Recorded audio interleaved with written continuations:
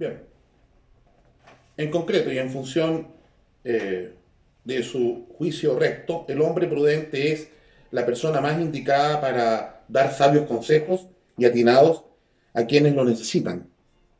Sin embargo, de poco serviría juzgar y aconsejar bien si no tuviéramos el imperio, es decir, el poder para llevar a cabo lo que entendemos que es correcto. El hombre prudente sabe actuar cuando y cómo se sabe, atendiendo a circunstancias. Es importante saber entonces cuáles son las partes de la prudencia, que la componen. Hicimos memoria, inteligencia, docilidad, sagacidad, razón, providencia, previsión, circunspección, precaución o cautela. Tomás de Aquino distingue estas virtudes según estén orientadas al conocimiento de los medios y de todo lo relacionado con ellos, el juicio, o según tengan que ver con la manera de aplicar el conocimiento a la obra, el imperio. En el conocimiento hay que considerar tres momentos: su contenido, la forma de adquirirlo y el uso que se hace de él. Fíjese en los tres elementos del conocimiento. En el conocimiento está plasmado detrás del conocimiento la obligación suya de moverse en la virtud. Fíjese lo que está diciendo. Hay tres momentos en el conocimiento: su contenido propiamente tal, objetivamente hablando; la forma en que lo adquirió, cuidado, la forma en que lo adquirió, y lo más importante, ¿qué voy a hacer con ese conocimiento? Respecto al conocimiento en sí mismo, este puede ser de cosas pasadas, que da lugar a la memoria, o de cosas presentes que sean contingentes, sean necesarias, que se llama inteligencia. Tanto recordar para aprender de lo pasado como reconocer la cabalidad, como conocer a cabalidad la situación actual, presente, son necesarios para tomar prudentes decisiones. Tal conocimiento podemos adquirirlo por nosotros mismos a través de otras personas que nos lo transmiten.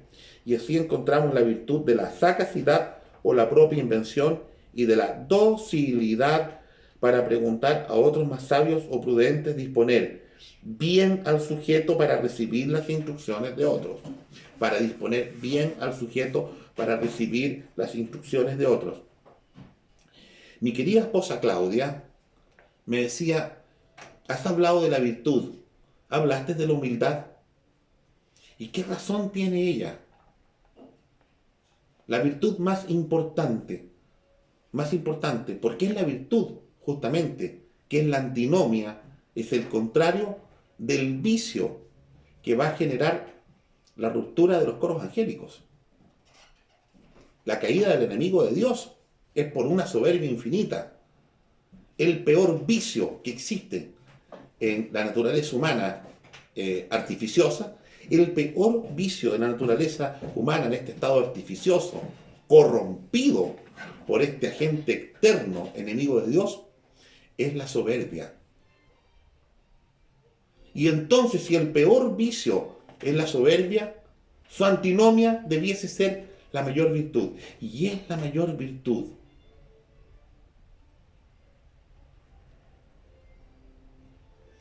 Ecce ansi la domine, fiat mihi secundum verbum tuum. He aquí la esclava del Señor, dice la Virgen María, con una humildad infinita. Y es la principal virtud de la Virgen María. Ella, un mar de virtudes, su principal virtud es la humildad. Por eso, bien dice Tomás de Aquino, bien, y de la docilidad para preguntar a otros más sabios o prudentes y disponer bien al sujeto para recibir la instrucción de otros. No hay un acto más soberbio en el mundo académico. Sí, eso ya lo sé. Yo ya sé eso. Es la petulancia, la arrogancia. Todas estas manifestaciones disfrazan la soberbia. Y el hombre soberbio nunca llega a ser grande. Puede aparentemente ser grande, pero nunca llega a ser grande. porque nunca se vence a sí mismo. Para vencerse a sí mismo hay que reconocer las miserias que uno tiene, pues. Si no, no las corrige nunca. A su vez, lo conocido nos permite deducir otras cosas siempre que se razone bien con la virtud de la razón. La determinación del juicio y del imperio necesita además de otras tres virtudes: la prevención, la circunspección y la precaución. Por la primera, la prevención, ordena las cosas presentes al fin futuro, que, de alguna manera, se adelanta o se prevé en la intención. Es previsión. Una persona prevenía hoy día las situaciones que estamos con la horda de la brutalidad infrahumana que vemos en la calle. Debiese esa persona ir a la tienda de alimentos y comprar una cantidad superior a lo que normalmente compra alimentos para prevenir lo que está siguiendo, lo que está sucediendo, lo que está pasando. Es un acto prudente. Es prudente que usted compre, en lugar de comprar 1 kilo de arroz o 2 kilos de arroz, compre 9 kilos de arroz. Pero sí, sí es prudente. Porque usted no sabe lo que viene después. En unas situaciones que está viendo una convulsión social, por ejemplo. Además, tener en cuenta los distintos aspectos de la situación incumbe a la circunspección. Cuando dice que el fulano es un circunspecto, es comedido, circunspecto, cuidadoso. ¿Por qué? Porque no conoce dónde está, no sabe dónde está. No puede actuar como actúa con los amigos en su casa, que también actúa bien, pero es un poco más relajado, un poco más eh, relajado. Si no creo que exista otra palabra, ya podría ser un vicio.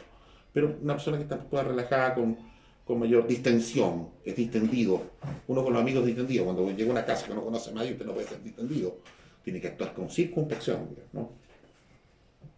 Y en último lugar, hay que ser precavidos para saber distinguir lo bueno de lo malo y así evitar los obstáculos para no exponerse inútilmente. Y eso es fundamental en la virtud, que se llama en el mundo de la vida espiritual o de la vida más ascética, poner los medios. Vamos a la casa de una amiga, sí, es que tiene una fiesta. No, que mi señora está en el sur con los niños de veraneo. No, pero vamos, si la fulana... Ay, ay, ¿y el marido qué hace? No, no, mira, lo que pasa es que esta señora se acaba de separar y está celebrando su baby separación. No, ¿cómo es? Algo, una fiesta de shower, así como el baby shower, está la cosa de la fiesta de la separación. Me separé, entonces tiro por la casa por la ventana, vamos, y hay hartas amigas, no, que un club de separadas. Vamos a la fiesta. No, usted no puede ir. Eso es poner los medios. Oiga, pero a usted le encantaría ir, pues sí, para conversar, pasarlo bien, entretenerse. Pero usted sabe que está tentando al enemigo. Y eso nunca se hace. Y se ponen los medios. Eso entonces es precaución, ser precavido. No, no voy. Mira, no voy a ver una película en la casa, voy a estudiar un libro, voy a salir a caminar, qué sé yo. Prefiero tomarme un café a leer el Dante, un cappuccino ahí en el, qué sé yo, y en un café tranquilo.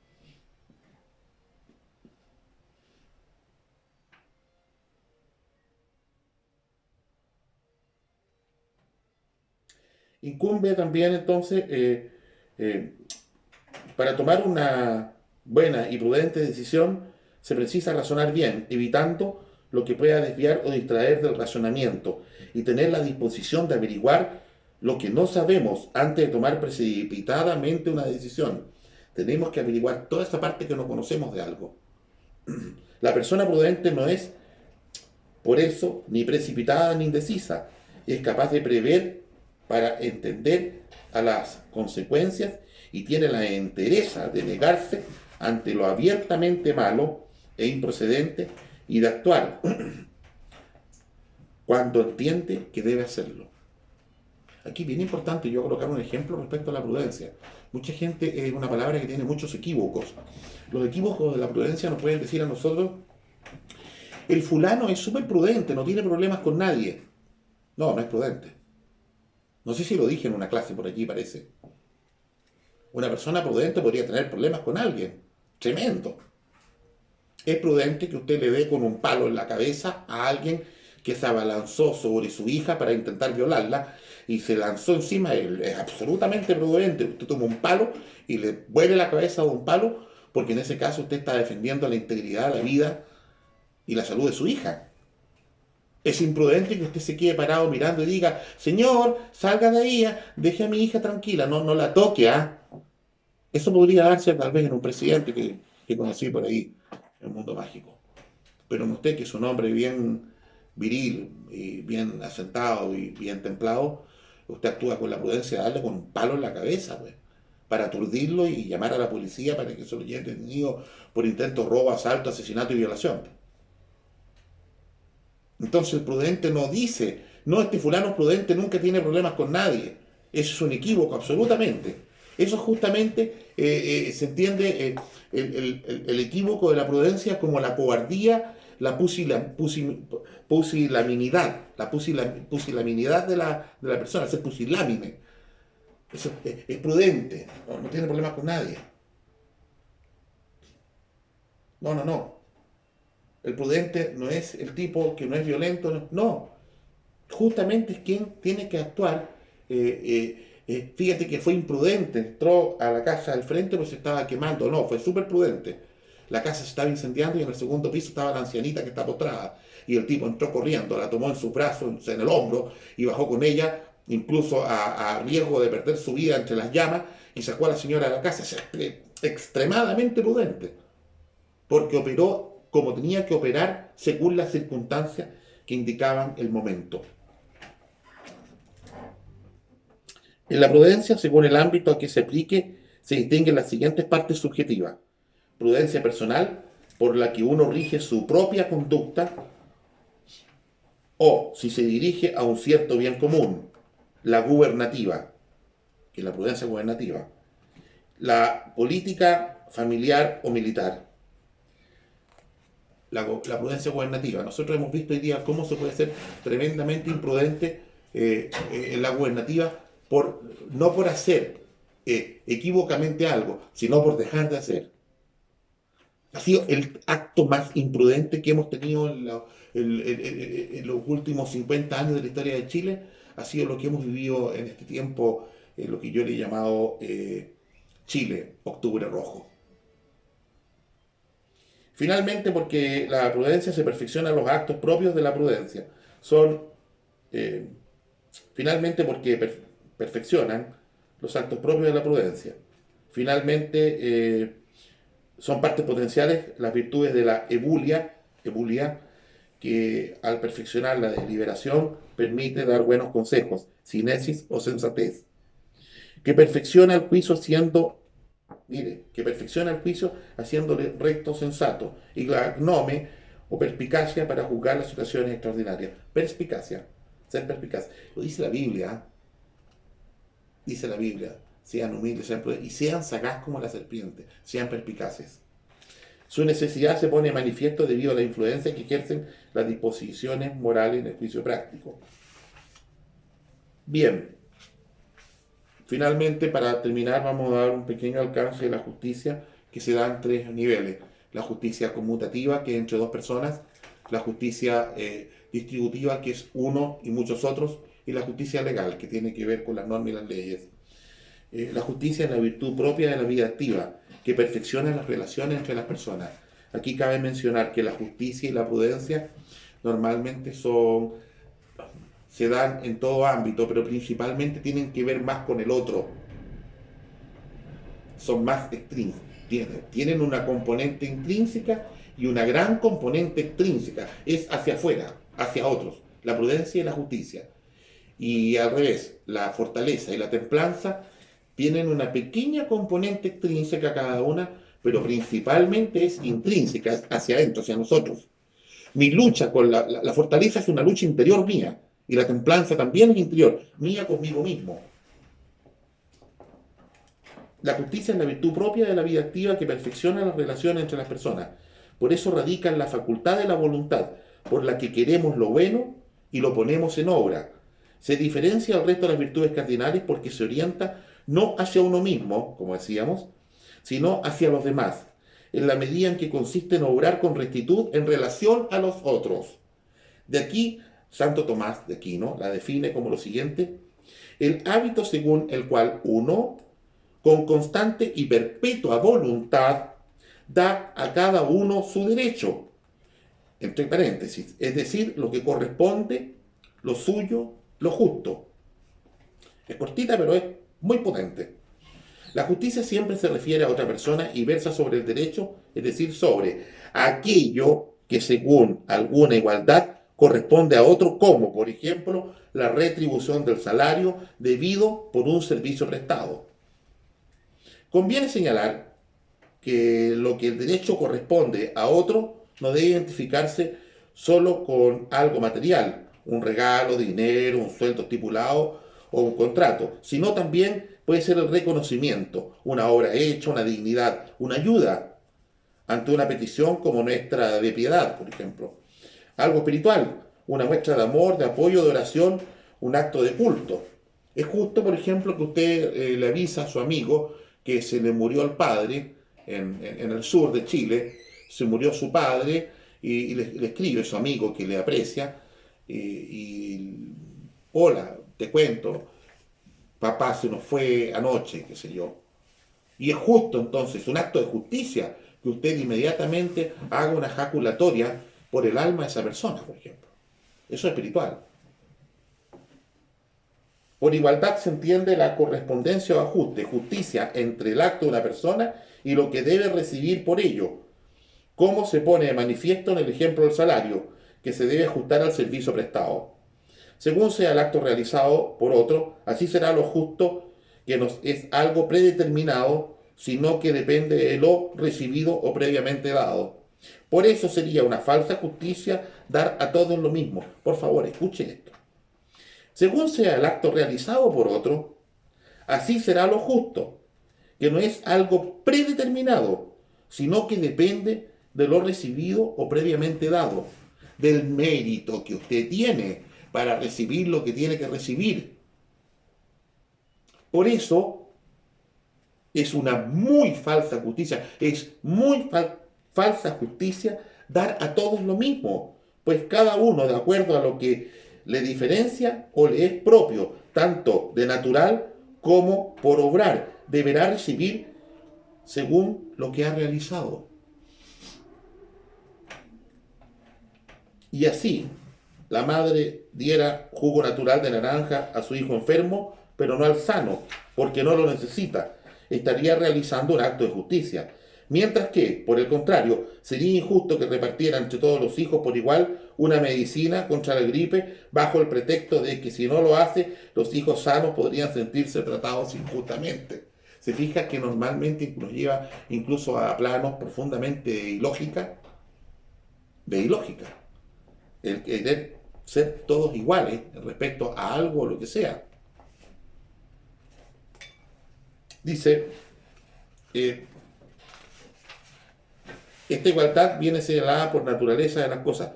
A ver, alguien me decía, es que fíjese que está la parábola de los denarios, del denario, este dueño de la viña que va a buscar a los trabajadores muy temprano en la mañana y le ofrece por su trabajo en el día un denario. Y después va a buscar, vio que faltaban empleados en la viña y va a mediodía y va a buscar otro grupo y así. Y el último grupo se lo lleva a las 5 de la tarde. Y cuando llega el momento del pago, el dueño de la viña le paga a todos un denario. Entonces el que llegó a las 6 de la mañana a trabajar dice, ¿y por qué le da a un denario? Siendo que llegó a las 5 de la tarde y yo que llegué a las 6 de la mañana me da lo mismo. Y se aplica al revés, pues. Es justamente así. Es la justicia de Dios. Porque justamente no son iguales. ¿Me explico, no? Porque si fueran iguales, realmente iguales, no le tocaría el de las 5 de la tarde un denario. Pero como son diferentes, a cada uno le da un denario, considerando que cada uno hizo un trabajo de tiempo diferente. Se refiere más que nada a la salvación. Se refiere a la salvación, sí. Todos se pueden salvar en qué momento entró a la viña del Señor o en qué momento se convirtió. Pero se aplica, porque la palabra perfecta de Dios se aplica a todo. pero no son iguales. No son iguales. Porque si fueran iguales todos,